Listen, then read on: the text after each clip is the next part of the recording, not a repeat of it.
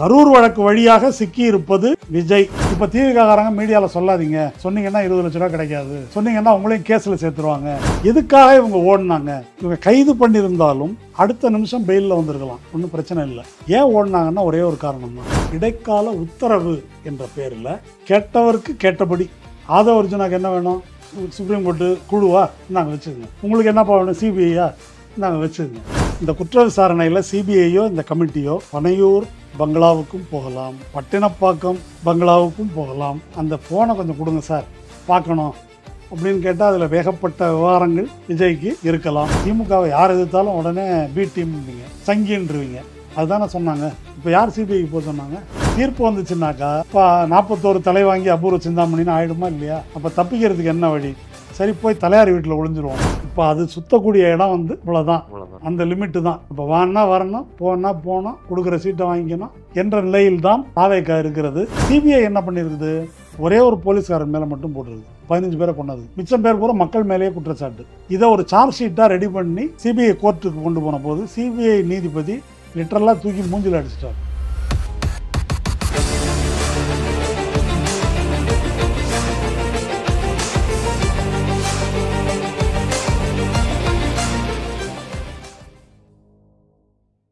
சிபிஐக்கு மாற்றியாச்சு, ஒரு தனி நீதிபதி போட்டு ஒரு குழு அமைச்சாச்சு.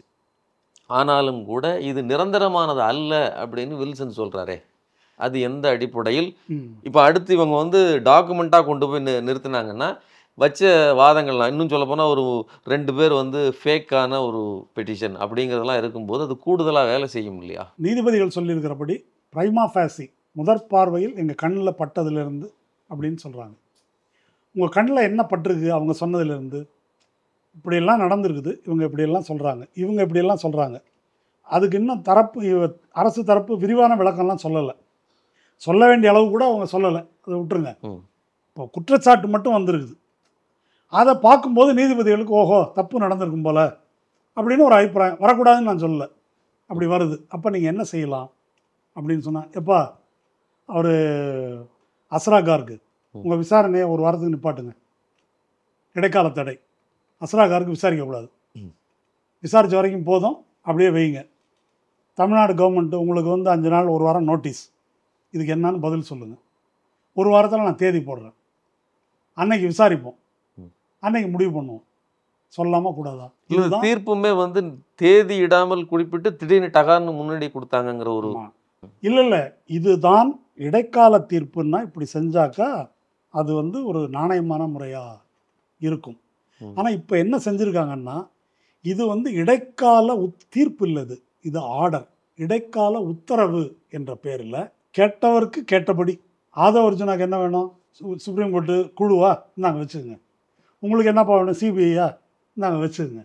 இப்போ இந்த இடத்துல தான் வில்சன் அவர்கள் சொல்றது, இப்போ நாங்கள் வந்து நீங்கள் வாதாடலை, சரியாக பாயிண்ட் எடுத்து வைக்கலன்னு சொல்கிறீங்க. இப்போ இந்த குற்றச்சாட்டுகள்லாம் கீழே வந்ததுக்கப்புறம் அவங்களுக்கு கூடுதலாக கூட போயிருக்கலாம். போனதுக்கப்புறம் அவங்க எல்லாத்தையும் டாக்குமெண்ட்டாக கொண்டு போய் என்னென்ன நடந்துச்சுன்னு வீடியோ, ஆடியோ மற்றும் எல்லா ரிட்டன் எல்லாவற்றையும் கொண்டு போய் சமர்ப்பிக்கும் போது ஆட்டோமேட்டிக்காக அங்கே அவர்களுடைய அந்த வாதம் அல்லது இப்போ கொடுக்கப்பட்ட இந்த ஆர்டர் வந்து ரத்தாகிறதுக்கு வாய்ப்பு இருக்கு இல்லையா அப்படின்னு நம்ம கனவு காணலாம்.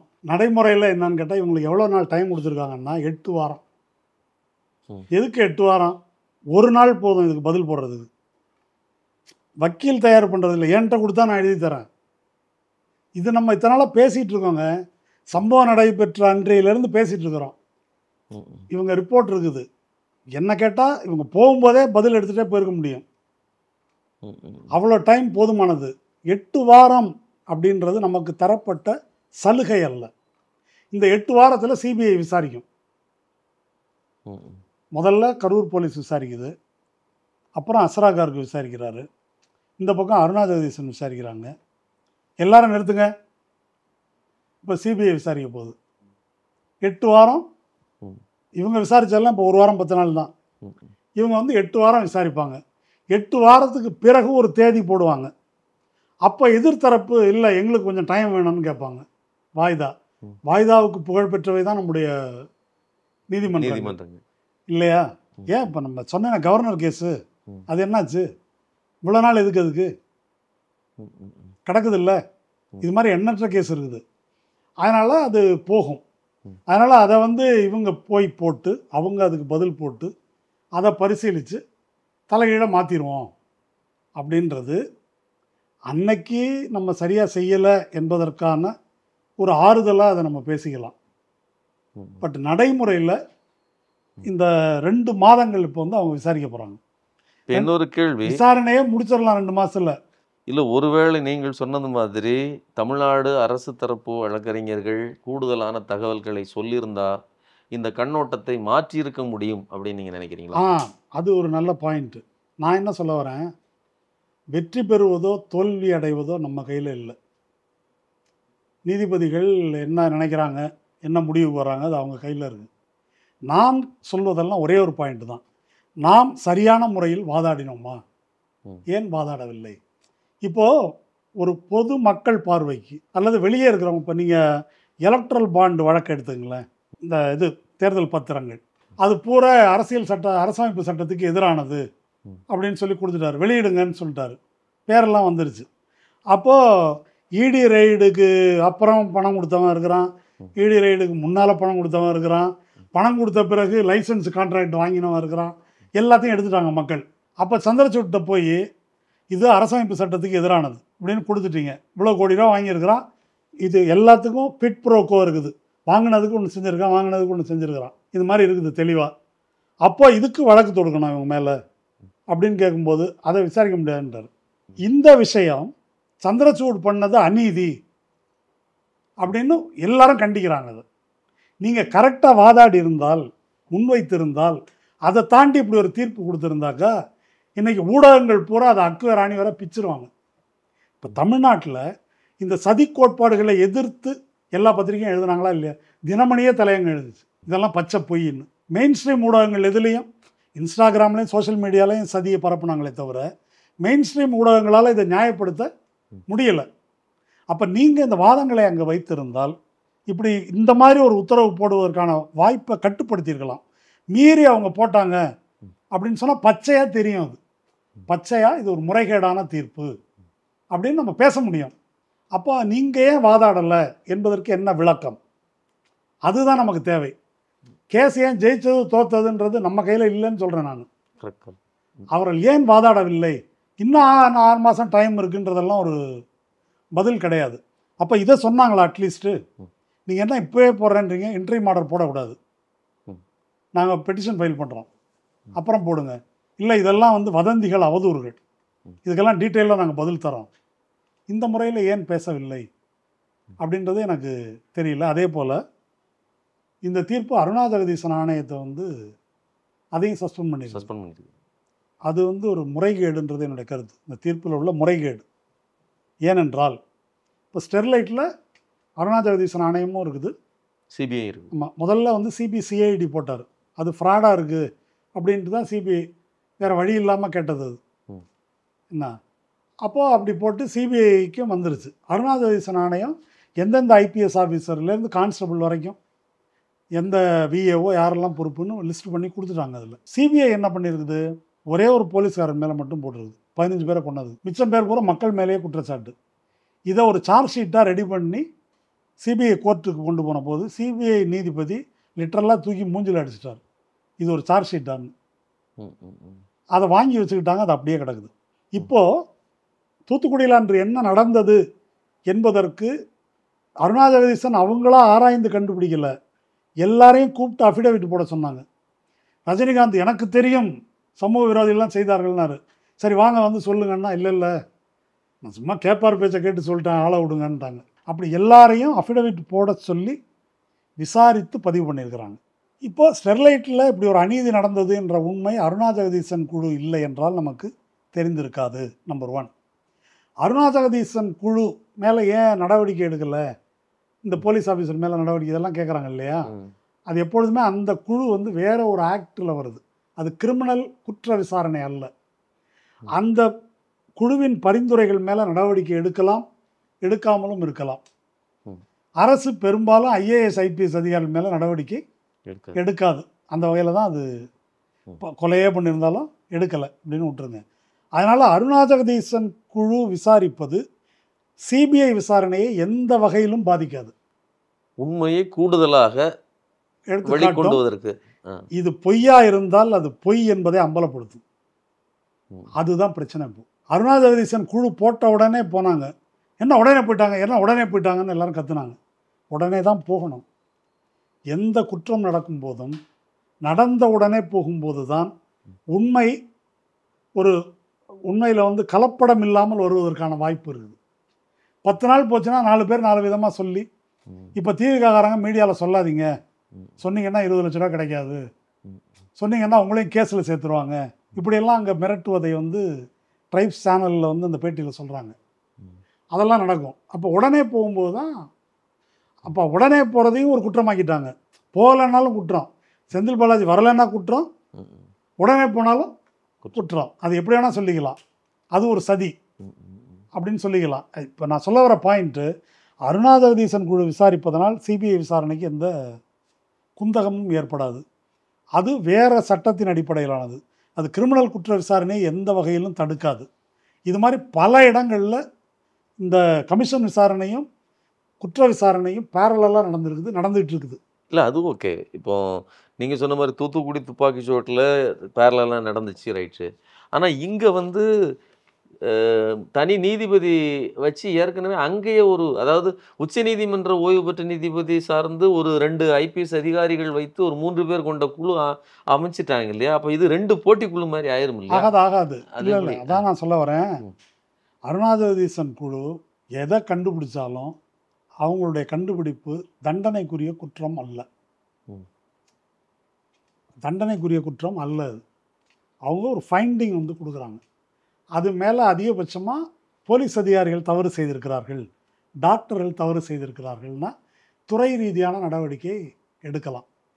அதுக்கு மேலே அதை கிரிமினல் கேஸ் ஆகணும்னா திரும்ப கிரிமினல் வழக்கு பதிவு பண்ணி விசாரணை பண்ணி தான் பண்ண முடியுமே தவிர, அருணா ஜெகதீசனே சொல்லிட்டாங்க அதனால் உன்னை தண்டிக்கிறேன்னு சொல்ல முடியாது. இப்போ நான் கேட்குறது, அருணா ஜெகதீசன் அவர்கள் செய்கிற அதே வேலையை தானே அந்த 3 பேர் கொண்ட குழுவும் செய்யும் அப்படின்னு கேட்குறேன். இப்போ கிட்டத்தட்ட அதே மாதிரியான அப்படி செய்யணும்னு உத்தரவாதம் இல்லைன்னு சொல்கிறேன்.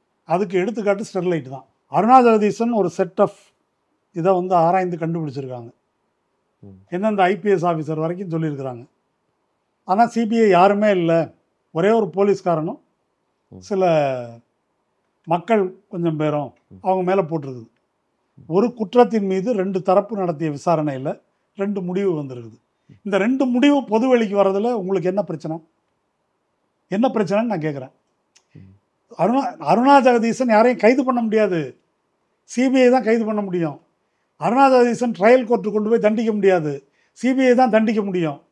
இருந்தும் உங்களுக்கு அருணா ஜெகதீசனை பார்த்து என்ன பயம்னாக்கா, அவங்க உண்மையை சொல்லிவிட்டால், அது சிபிஐயை அம்பலப்படுத்தி விட்டால், அப்போ எனக்கு ஒரு கேள்வி வருது இல்லை, சிபிஐ தான் இழிப்புகழ் பெற்றதாச்சே. ஸ்டெர்லைட்டில் என்ன பண்ணியிருக்காங்கன்னு தெரியுது. இன்னும் எத்தனை இந்த நம்ம ஷிண்டேலேருந்து, அஜித் பவார்லேருந்து, அஸ்ஸாம் முதல் மந்திரி ஹேமந்தா பிஸ்வாலேருந்து சிபிஐயில் சிக்காதவன் யார்? CBI, BJP, matter over. இடி, பிஜேபி, மேட்ரு ஓவர். இதுதானே? அப்போ இந்த சிபிஐ வந்து கரெக்டாக நடந்து கொள்ளும், நீதியை காப்பாற்றுறதுக்கு நான் சிபிஐட்ட கொடுக்குறேன் அப்படின்னு உச்சநீதிமன்ற நீதிபதிகள் சொல்கிறாங்க. இதை கேட்டாக்க எல்லாரும் சிரிக்க தான் செய்யும். நான் சிரிக்கிறது மட்டும் இல்லை, ஒரு 3 மாதம் முன்னால் இதை சொல்லியிருந்தால் விஜய் சிரித்தார். வீடியோ இருக்குது. இப்போ நமக்கு என்ன கேள்வினா, நீதி வெல்லும் அப்படின்னு சிபிஐ பக்கம் அந்த விசாரணை முறைக்குள்ளே போயிட்டாலே நீதி வெல்லும்னு அவங்க நினைக்கக்கூடியது ஒரு நியாயம் இருக்குது. அதில் அதுக்கு அவங்க சில காரணங்கள் சொல்கிறாங்க, அதுக்கு பின்னாடி வரேன். ஆனாலும் கூட இந்த தீர்ப்பையே ஒரு பெரிய வெற்றி அப்படின்னு அவர்கள் கருதுகிறார்கள். இதை நீங்கள் எப்படி பார்க்குறீங்க? இல்லை, அவங்க எப்படி புரிஞ்சிட்டு இருக்கிறாங்கன்னாக்கா, அவங்க தப்பு பண்ணியிருக்கிறாங்க, அது அவங்களுக்கே தெரியும். என்ன, இது வந்து ஒளிஞ்சு மறைஞ்சு பண்ண தப்பும் இல்லை. இது ஃபுல்லாக வீடியோ கேமரா போட்டு, ட்ரோன் கேமரா போட்டு, எல்லா பக்கமும் ஏகப்பட்ட தொலைக்காட்சியிலேருந்து எல்லாம் வீடியோ பண்ண தவறு. அப்போ போலீஸ் அவங்களோட பெட்டிஷன்லேயே சொல்லியிருக்கிற மாதிரி விதித்த நிபந்தனைகளில் 2 தவிர எல்லாத்தையும் மீறி இருக்கிறாங்க. அத்தனைக்கும் வீடியோ எவிடன்ஸ் இருக்குது.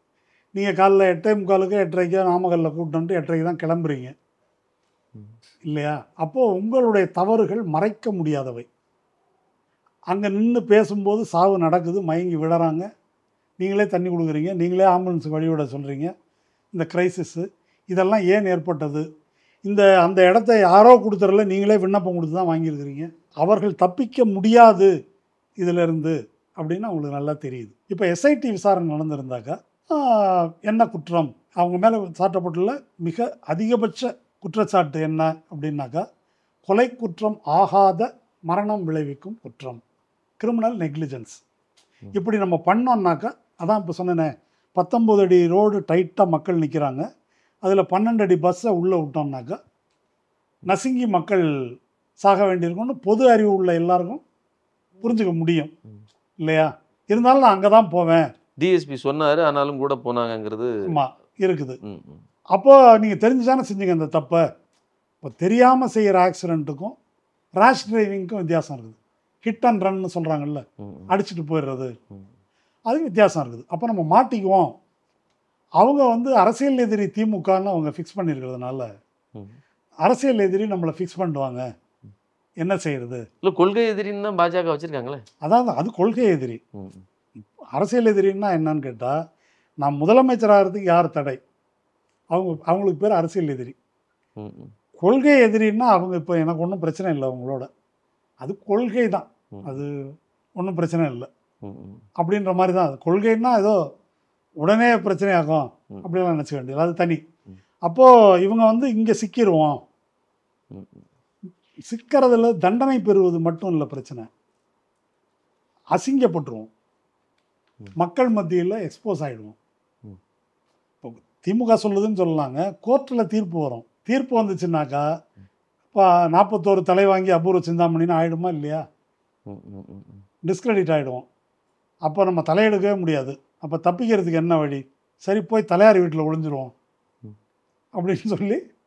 சரி, அப்படி நீங்கள் சொல்கிறதா இருந்தால், இப்போ பாஜக கூட்டணிக்கு நீங்கள் கோலாகல சீனிவாஸ் முதற்கொண்டு எல்லாருமே சொல்கிறாங்க, நீங்கள் பாஜக கூட்டணி அது ரொம்ப முக்கியம், பாதுகாப்பு. மறந்துட்டேன், அவர் சொன்னார் பாருங்க கரெக்டாக, நீங்கள் தப்பிக்கவே முடியாது, இது ஒன்று தான் பாதுகாப்புன்னு அவர் சொன்னார்ல. தலையாரி வீடு தான் பாதுகாப்பு. ஆமாம், இப்போ இத்தனை நேரம் நான் விளக்குனதா அவர் ஒரு இல்லையே சொல்லிட்டாரு. அதான் மேட்ரு.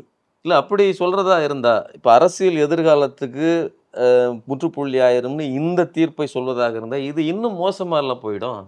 இன்னும் மோசமா அப்படின்னு சொன்னால், அதாவது உண்மையிலேயே கொள்கை எதிரி பாஜக, உண்மையிலேயே கொள்கை எதிரின்னா அப்படி யோசிப்பாங்க. அது சும்மனாச்சுக்கும் கொள்கை எதிரி.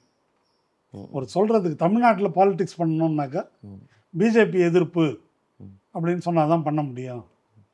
இங்கே அப்போ நானும் ஒருவேளை அப்படி கூட்டணி அமைச்சிட்டு அப்புறம் அம்பேத்கர் பெரியாரோட நிலைமை அது ஒன்றும் பிரச்சனை இல்லையா? இப்போ அம்பேத்கர் படத்தை வச்சுட்டு எத்தனை பேர் பிஜேபி கூட்டணியில் இருக்காங்களே.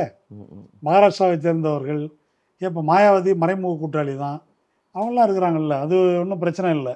இது என்ன இப்போ கட் அவுட் ஒன்று எடுத்துட்டா போச்சு. இப்போ பிஜேபிக்கு பெரியார் தானே வச்சுங்க, அவங்களுக்கு வேலை நடந்தால் சரி, அது ஒன்றும் பெரிய பிரச்சனை இல்லை. அதனால் இந்த பயனுக்காக அது அங்கே போயிருக்கிறாங்க.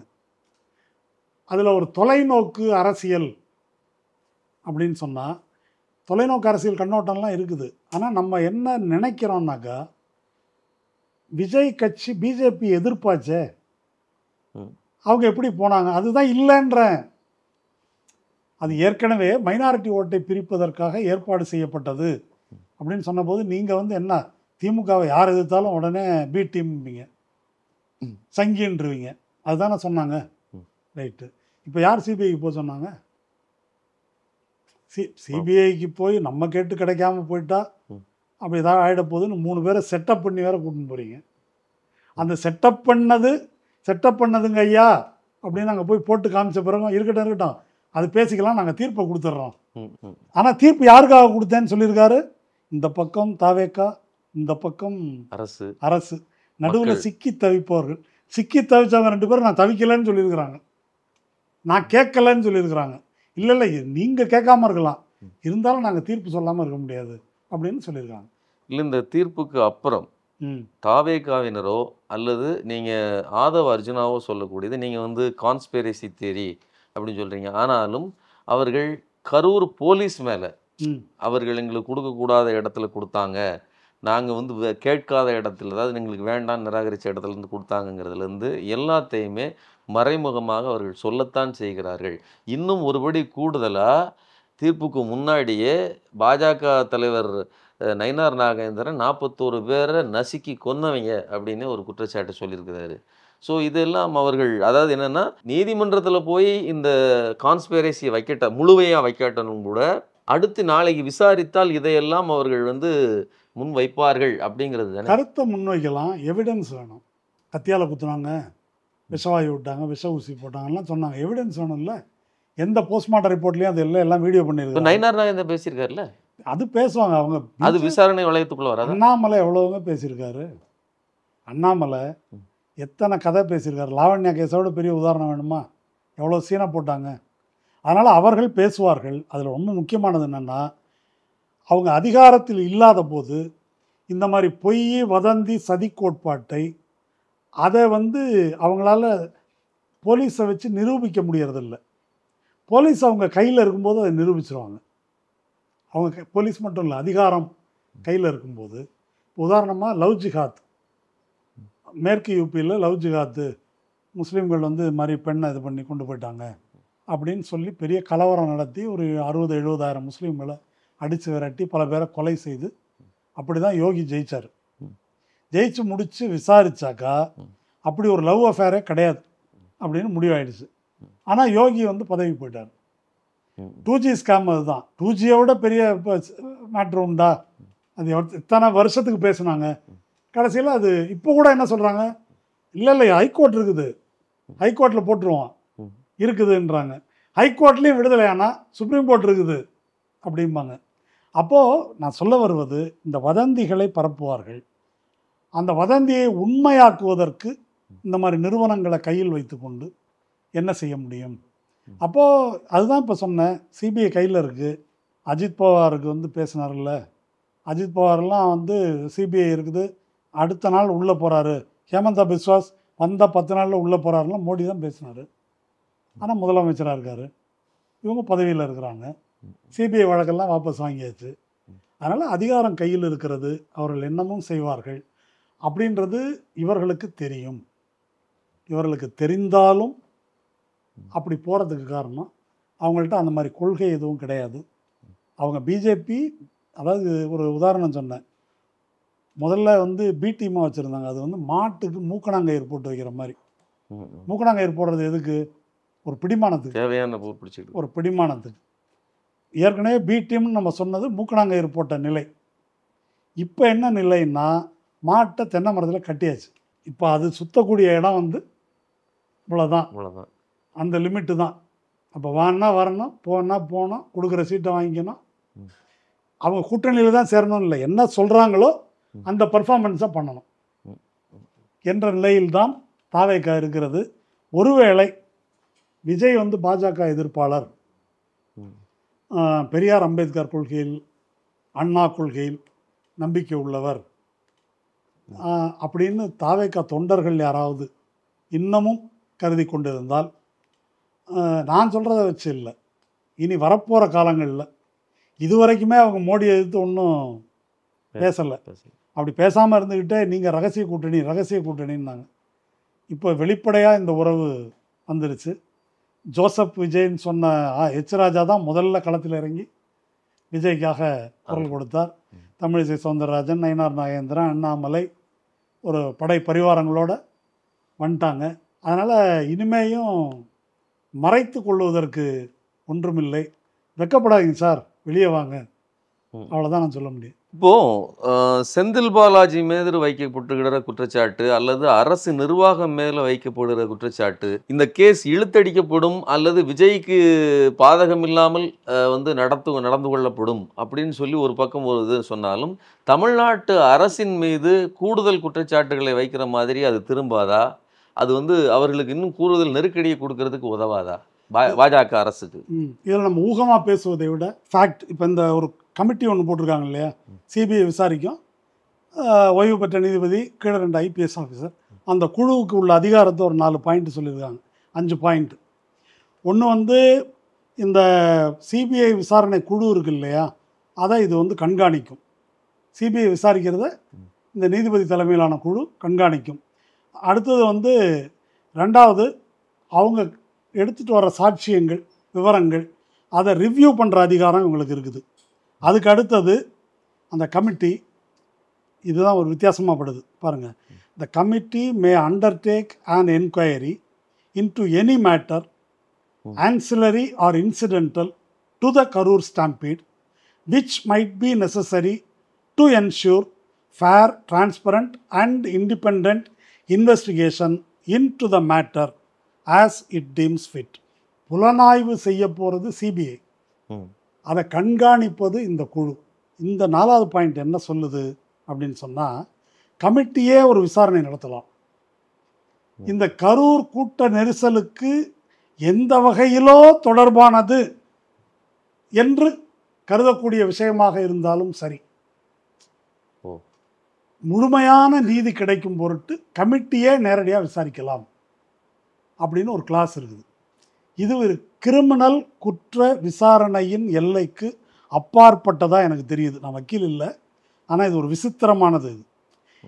இந்த விசித்திரமானது இதனுடைய பொருள் என்னன்னா, வரம்பற்ற அதிகாரத்தை இந்த குழுவுக்கு இது கொடுக்குது. வேற ஒரு விதமாக சொல்கிறேன்னா, அன்னைக்கு கரூரில் முனிசிபாலிட்டி குழாயில் கரெக்டாக தண்ணி வந்துச்சா? தண்ணி வராதனால தான் மக்கள் நீர்ச்சத்து இல்லாமல் இறந்துருக்கிறார்கள் அப்படின்னு தெரிஞ்சுக்கிறதுக்கு தண்ணி கரெக்டாக குழாயில் விட்டிங்களா, அதெல்லாம் கொஞ்சம் எடுங்க. அப்புறம் செந்தில் பாலாஜி அன்னைக்கு எங்கே போயிருந்தார்? காலையில் எங்கே இருந்தார்? மத்தியானம் எங்கே இருந்தார்? சாயங்காலம் எங்கே இருந்தார்? இப்படியெல்லாம் கேட்பதற்கும் கூட, ஏன்னா இவங்க வரிசையாக வதந்தி பரப்புகிறாங்க, எவிடன்ஸ் கொடுக்கல. நீங்கள் எவிடன்ஸ் இருக்கிறதுல தான் குற்ற விசாரணை நடக்கும். குற்ற விசாரணையின் எல்லைக்கு மேலே இந்த கமிட்டிக்கு விசாரணை கொடுத்து இப்படி ஒரு கிளாஸ் வந்து சேர்க்குறாங்க. சரி, இது இது வந்து விசித்திரமாக இருக்குது. நம்பர் 1, இது வந்து திமுகவுக்கு தான் பாதகமானதா? நான் அப்படி கருதலை. இந்த குற்ற விசாரணையில் சிபிஐயோ இந்த கமிட்டியோ பனையூர் பங்களாவுக்கும் போகலாம், பட்டினப்பாக்கம் பங்களாவுக்கும் போகலாம். அந்த ஃபோனை கொஞ்சம் கொடுங்க சார், பார்க்கணும் அப்படின்னு கேட்டால் அதில் வேகப்பட்ட விவகாரங்கள் விஜய்க்கு இருக்கலாம். விஜயின் நண்பர்களுடைய ஃபோன், அதையும் நாங்கள் பார்க்கணும் இந்த கூட்ட நெரிசல் தொடர்பாக. எதுக்கு கேட்குறீங்கலாம் கேட்க முடியாது, நீங்கள் அதெல்லாம் கேட்கலாம். இப்போ இந்த மாதிரி சூழல் இருக்கும்போது இதில் அதிகம் கவலைப்பட வேண்டியது திமுக அரசா விஜயா? அப்படி வச்சு பார்ப்போம். இந்த கூட்ட நெரிசல் தொடர்பானதில் நாம் இதுவரை அறிந்த விஷயங்களின் அடிப்படையில் திமுக அரசு கவலைப்படுவதற்கு எதுவும் இல்லை. இது எல்லாமே video recorded, on evidence and on record.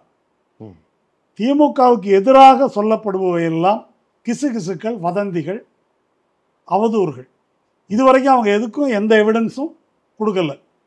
நீங்கள் செந்தில் பாலாஜி அது இது விஷவாயு அதெல்லாம் கோர்ட்டில் சொல்லலையே, சொல்ல முடியாது. என்ன இருந்தால் தானே சொல்ல முடியும்.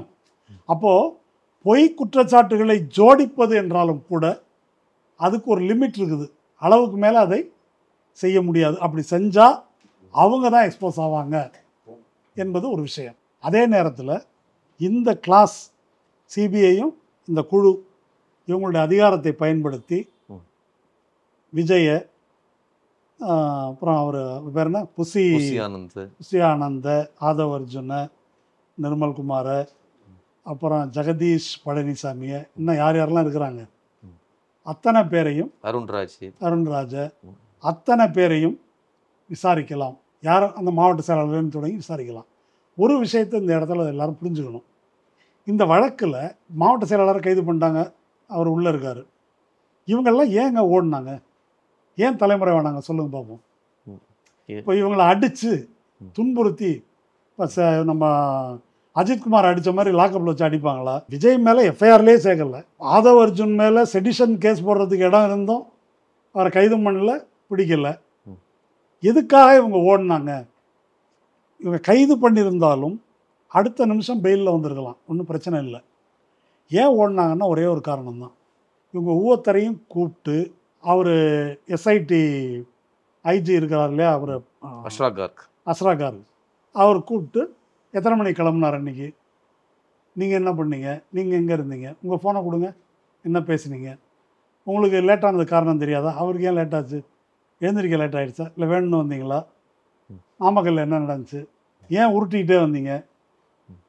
இங்கே வந்து இப்படி ஏன் இப்படி பண்ணீங்க? இந்த அரேஞ்ச்மெண்ட் யார் பண்ணாங்க? போகிறதுக்கு யாரை கேட்டு போனீங்க? இதெல்லாம் தனித்தனியாக கேட்கும்போது சொல்லி வச்ச மாதிரி கரெக்டாக போய் சொல்ல முடியாது விசாரணையில். இவங்க எல்லாரும் கூடி ஒரு நாள் பேசிக்கிட்டா கூட அப்போவும் அதை எப்படி வெளியே எடுக்கிறதுன்னு போலீஸுக்கு தெரியும்.